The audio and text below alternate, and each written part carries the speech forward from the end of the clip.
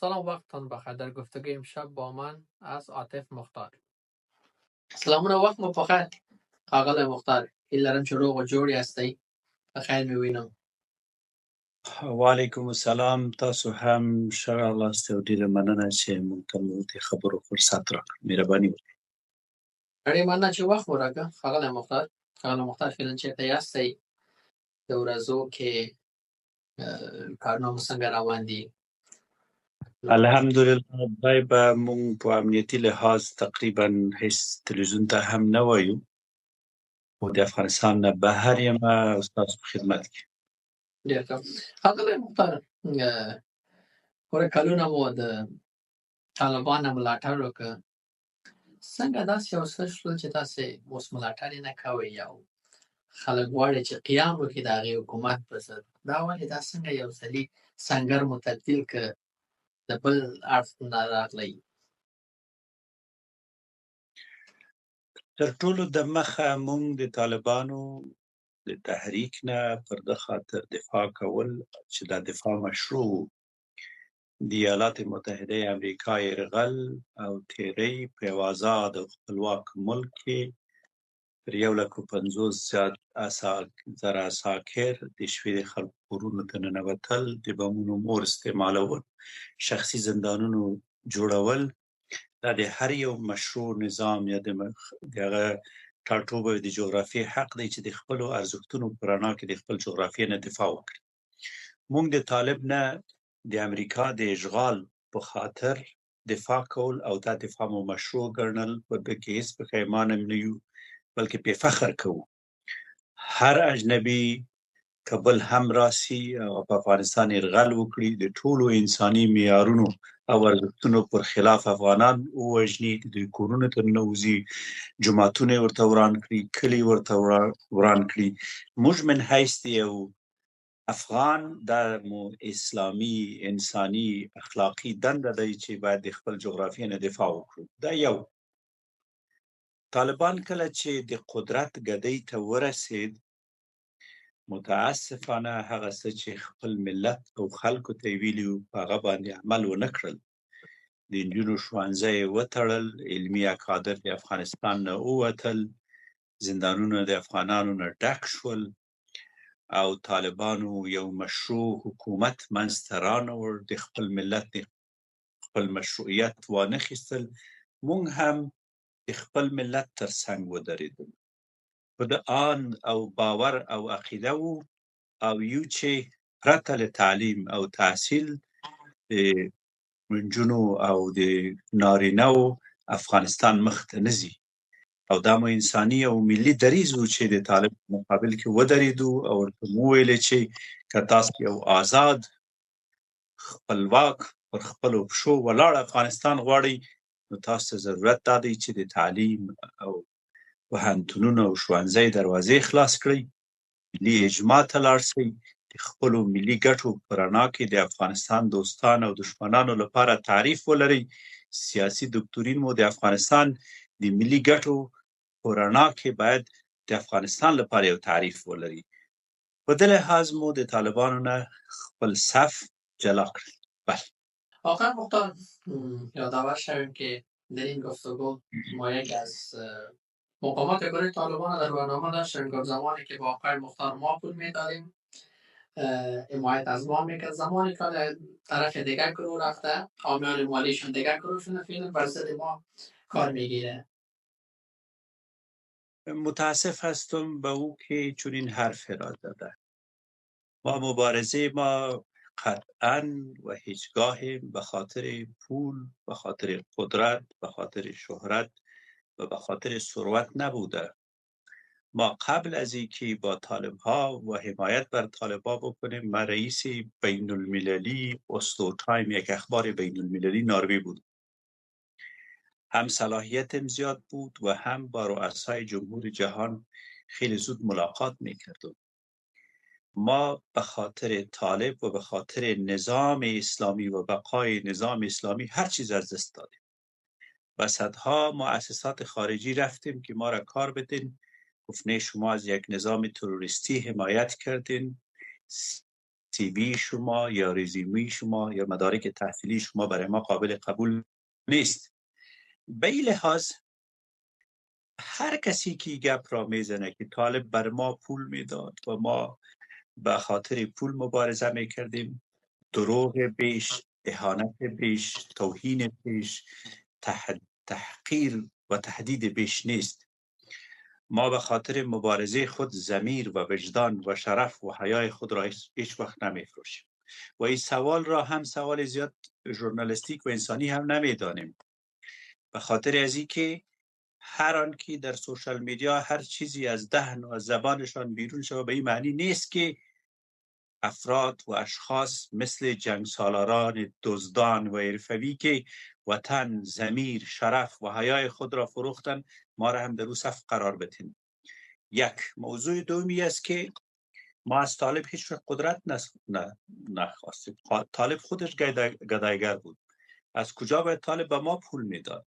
و هر کسی که مبارزه میکنه امروز تهمت‌ها، تهدیدها، توهین‌ها، تحقیرها دنبال از او است. مبارزه ما برای طالب و دفاع از طالب فقط به خاطر رضای خدا و به خاطر ابقای دین مقدس اسلام و نظام اسلامی و به خاطر بیرون راندن قوت‌های ظالم و مستبد که افغانستان را اشغال کرده بود و بس. پس آقای مختار، آیا شما از حمایتتان از گروه طالبان هیچگاه پشیمان نیستید در آن زمان؟ آیا شما من حیث یک ژورنالیست، ما اگر شما سوال کنم حاضر هستین که به سرزمینتان امریکایی ها باشه و شما در حمایت امریکایی ها که خانه هایتان را اشغال میکنن، مسجدتان را ویران میکنن، قریتان را ویران میکنن، به صدها هزار نفرتان در زندان میندازه، مساجدتان را ویران میکنه، مادر بمها را سرتان استعمال میکنه، آیا غرور ملی برای شما اجازه میده که از چنین داعیه بزرگ حمایت نکنید؟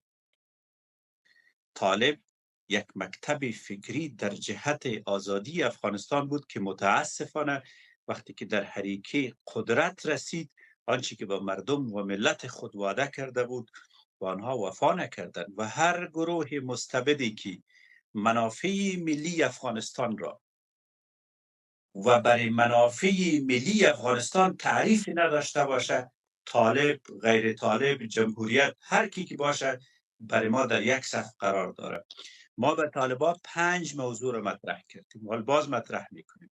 اگر طالب این 5 موضوع را بپذیره، ما حاضر هستیم فردا یک بار دیگر از طالب حمایت بکنیم. اول، درب مکتب و پوهنتون را بروی دختران افغانستان باز بکنیم. دوم، حکومت مشروع را بر اساس رأی مردم و حکومت را بر اساس اراده مردم افغانستان تعیین بکنند. سوم، مشروعیت خود را از ملت افغانستان بگیرند. چهارم، بر یک سیاست متوازن، بی‌طرف، استراتژیک در چارچوب منافع ملی افغانستان برای دوست و دشمن افغانستان باید یک تعریف داشته باشد. پنجم، ما حکومت را بر اساس ای داشته باشیم که هر افغان احساس مالکیت در سرزمین خود بکنه و هر افغان جغرافی افغانستان رو برای خود ببینه و سیاست متوازن ما ای باشه که ما برای هیچ اشغالگر، برای هیچ تروریست جغرافی افغانستان باید قربانی نشه و مردم افغانستان قربانی نشه. اگر طالب و چنین مسائل تن میته، ما حاضر هستیم از طالب حمایت بکنیم، ولی دیر است که طالب به صدای ملت خود گوش بدن. طالب نظامی هست مستبد.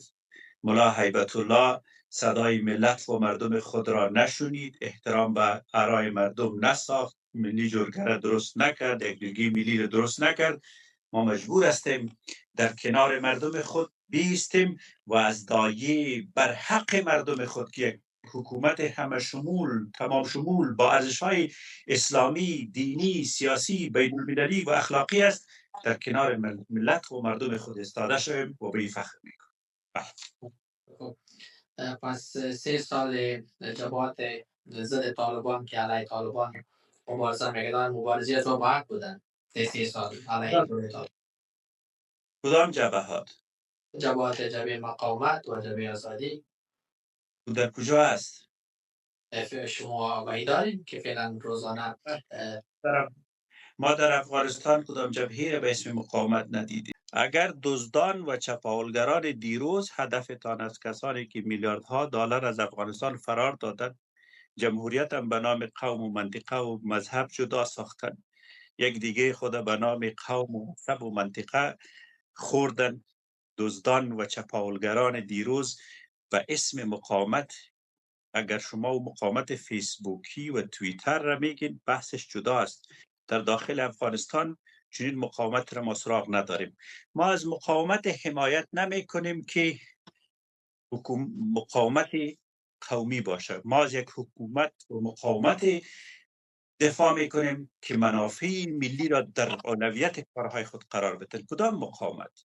مقاومتی که افرادش در سوشال میدیا میگه که ما تجزیه افغانستان را میخوایم، مقاومتی که به هویت و تاریخ مملکت باور نداره، مقاومتی که به ارزش‌های دین ما باور نداره، مقاومتی که بجز از یک قاره از یک منطقه کسی دیگر در وجود نداره. کدام مقاومت؟ کدام مقاومت؟ مقاومتی که اعضای رهبریش به صدها میلیون دلار از افغانستان فرار دادن و با مو ملت و مردمی که وعده کردن خانه های زارم ویران کردن، پولای مردم پنشیر بردن. او مقاومت یاد میکنین؟ آیا من حیث یک مسلمان، من حیث یک افغان، شما حاضر هستین کشورتان تجزیه شود؟ شما حاضر هستین در کنار کس استاده شوین که تاریختان را، عزتتان را، شرفتان را، جغرافی افغانستان را قبول نداره؟ کدام مقاومت؟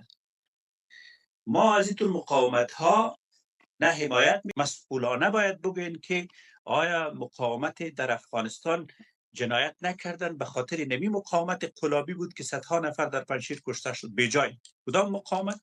مقاومتی که آدرس شانزلیزه فرانسه باشه یا از گردن استخبارات یک یهود صدایش بلند شود یا در یک سوشال میدیا صدا را بلند بگیره که ما مقاومت هستیم. مقاومت اول موقف خود را در رابطه با منافع ملی افغانستان مشخص بسازن که کی هستن. به هر حال ما در رابطه مقاومت چیز نداریم، از مقاومت چیز نمیفهمیم. ما به یک اجماع ملی باور داریم. اجازه بدید این نکته را من براتون عرض برسانم. احمد شاه مسعود بر علیه اتحاد جماهیر شوروی جنگید و افتخارانه از سرزمین خود دفاع کرد. افتخارانه از وجب سرزمین خود دفاع کرد تا به آخرم احمد شاه مسعود صدای تجزیه را بلند نکرد. تا به آخرم او نگفت که من از کجا هستم، او گفت من یک افغان هستم. اگر 1 متر جغرافیا هم باشه من از سرزمین خود دفاع میکنم. مقاومت قلابی و دروغینی که امروز در بیرون شکل گرفته و صدای تجزیه و تخریب افغانستان را بلند میکنه، مقاومت ملی است؟ مقاومت مردم افغانستان است؟ یا او کسانی است که رهبرانشان کلشان دزد است؟ بیاین ما براتون لیست بکشین که کدامشان دزدی نکردن، کدامشان صاحب بیلدینگ ها نیست، کدامشان صاحب قصر ها نیست، فرزندان کدامشان به میلیاردها دلار ندارن. امروز مردم افغانستان در افغانستان نان ندارن، آب ندارن، در زمستان از خنک میمورن. دستای مقاومت قلابی تا اینجا با خون مردم سرخ است. قصرهایی که درست کردن، صدها خانه را ویران کردن، یک قصر برای خود درست کردن. نان مردم، آب مردم، ثروت مردم، عزت مردم، شرف مردم دزدی کرد. کدام مقاومت؟ ما از مقاومت دفاع میکنیم که تمام ملت افغانستان را ملت واحد بدان.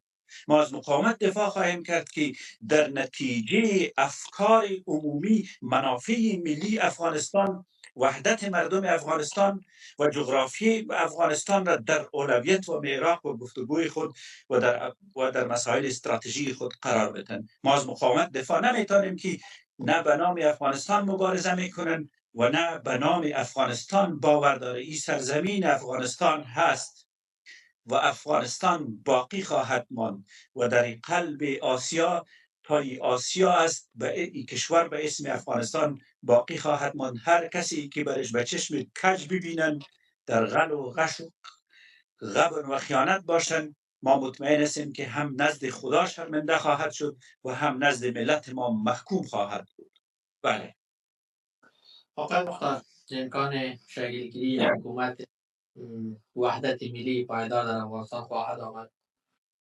حکومت وحدت ملی را اگر دزدان و چپاولگران دیروز با بیاین و با در حرکت قدرت بیاین و 53 دفعه یار بیارن و باز نکتایی های خود در ایالات متحده امریکا و تو بکنن، روش فرود خود درست بکنن و توسط هلیکوپترهای امریکایی دیسان شود. اینطور مقاومت مردم ما لعنت میگه و اینطور حکومت را لعنت میگه. حکومت مشروع و حکومت ملی را باید جوانان افغانستان، شما باید حکومت ملی را درست بکنید. شما باید صدایتان را بلند بکنید که درس خواندین، تحصیل کردین، ژورنالیست هستین، وطنتان براتان عزیز است، مردمتان براتان عزیز است، تاریختان براتان عزیز است. نسل جوان افغانستان باید تعریفی برای منافع ملی افغانستان و طرح یک نظام همه شمول تمام شمول بر اساس منافع ملی افغانستان باید درست بکنه. احزاب سیاسی در افغانستان ما احترام داریم، اما احزاب و رهبرای کهنسال احزاب سیاسی باید پل باشن برای جوانان افغانستان که اونا باید برای منافع ملی خود هم تعریف داشته باشند، برای حکومت خود هم تعریف داشته باشند، برای سیاست‌های همسایه‌های خود هم تعریف داشته باشند. افغانستان را باید از بحران بیرون بکنن. هر کی که از آدرس قوم و منطقه و زبان و رنگ و پوست و طایفه و ولایت به میان میان و افغانستان و به افغانستان باور ندارن، و هر کی که به افغانستان باور ندارن ما به اونا باور نداریم. بله. اگر قرار باشه طالبان سرگنون شود یا از بین بره، چگونه حکومت خواهد آمد؟ من فکر نکنم طالبای تر زود سرنگون شود و داستان‌هایی که در میدیا میشنوین، آوازه‌هایی که در میدیا میشنوین از ما و شما که در طالب بر امریکا بسیار نزدیک است. امریکا طالب‌ها را به قدرت آورد و طالب‌ها معامله کرد. امریکا جمهوریت متلاشی ساخت. امریکا رهبران جمهوریت را فرار را برقرار و ترجیح دادن و مجبور شدن که فرار کردن. در دزدی‌های جمهوریت امریکایی‌ها یک جای با رهبران جمهوری شریک بودن. اونا از دروازه دزدی میکنن، اینا از کلکین دزدی میکنن. اینا یک رهبرش یک پتلون و دریشی رو به $10,000 میخرید و که هیچ یک $10,000 مردم در افغانستان بسیار پول میکرد. یک رهبری بود که $10,000 دریشی پتلون میخرید، یک اجرایت داشتی که جمهوریت داشت. کدام چیزی اینا دا کردن. به این صورت ما باور ما به این است که ما روی یک اجماع ملی باید کار بکنیم که او اجماع ملی تعریف برای منافع ملی و برای حکومت آینده افغانستان داشته باشه. ما حکومت را در افغانستان میخواهیم، حکومت را که تاجک ها، ازبک ها، ترکمن ها، هزاره ها، ایماق ها رهبر ما باشد. بتانن هر قوم در اونجا رئیس جمهور شود. هر افغان آزادانه در تعیین سرنوشت خود نقش داشته باشه. همه ما و شما، پشتون، ازبک، ترکمن، هزاره، ایماق، نورستانی، پشه‌ای و هر قوم دیگری که در افغانستان هست صاحب و مالک از سرزمین است. ما اگر برادر هستیم برابر نیز باید باشیم. منافع ملی ما میگه که ما باید خط سوم فکری را درست بکنیم که نسل جوان افغانستان باید رهبری افغانستان را بگیرن. ما دیدیم در سوریه یک نفر جوان آمد رهبری کشور خود را گرفت، یک نظام استبدادی را از بین برد. در بین جوانای ما صدها جوانی هست که میتونن ملت خدا رهبری بکنن و افغانستان را از بحران بیرون بکنن. ما مطمئن هستیم که احزاب سیاسی، رهبران بزرگی که میلیاردها دلار دارن و فرزندانشان هر موترشان به 5 لک 6 لک دلار قیمت دارن، در ترکیه و دبی و صدها خانه دارن، ویلا دارن و هر لباسشان به صدها هزار دلار قیمت دارن، ساعتهای چند هزار دلاری در دستشان است. از اونا خواهش میکنیم که دیگر دزدی نکنید. بحثتان هست دیگه به ملتتان به خاطر خدا احترام بگذارید. بس آنقدر پول دارین که شما را، فامیلتان و نسل‌های آینده تان را بس است. بگذارین که آشیانه افغانستان را، آشیانه ویران ما را که شما ویران کردید، که شما و باداران شما ویران کرد، نسل جوان افغانستان را درست بکنه. آقای مختار، طالبان میتوانند ماجراهای بر زنان و دختران افغانستان را کاهش دهد در حالی که نزدیک به 3 سال میشه که مکاتب و پانتونها برای دخترها بند است؟ طالب ها هیچ چیزی نمیتونن. طالب ها هیچ نیت در رابطه با ساختن مکاتب و مدارس دختران افغانستان نداره. از طالب دستتان با آب زمزم بشویید. برای ازی فکر بکنین که چطور میتونیم افغانستان را نجات بدیم. ایره بارها ما در میدیا گفتیم، برای شما هم میگیم که طالب هیچ برنامه در رابطه با بازسازی مکتب ندارن و این یک جنایت بزرگ علیه ملت افغانستان است و بزرگترین جنایتی که طالب در افغانستان کرده و همین است که درب مکتب را بروی دختران افغانستان که با ناموسترین و با حیاترین دختران در سطح جهان است، درب مکاتب برویشان بسته. آخرین پختان را دایی چې د افغانستان راتلونکی 3 کال آینده یا 15 کال آینده څنګه ویني؟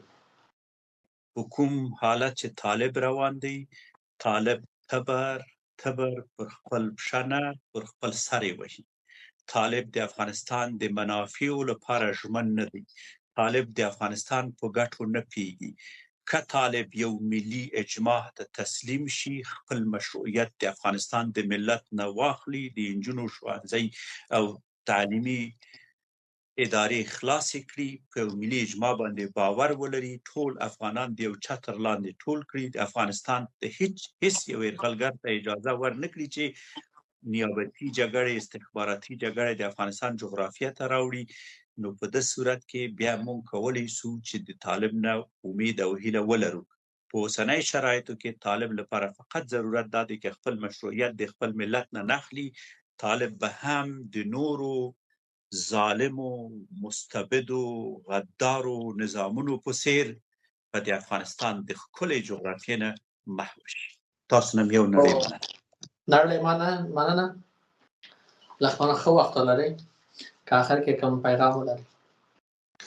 بس زه فقط یو پیغام لرم چې افغانانو، ځوانانو هر چیرې چې خپل تعلیم او تحصیل وکړي.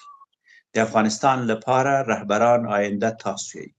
په هغه خلکو چې افغانستان یې چور کړی، چپاول کړی، غلا یې کړی، په هغه باور مه لرئ.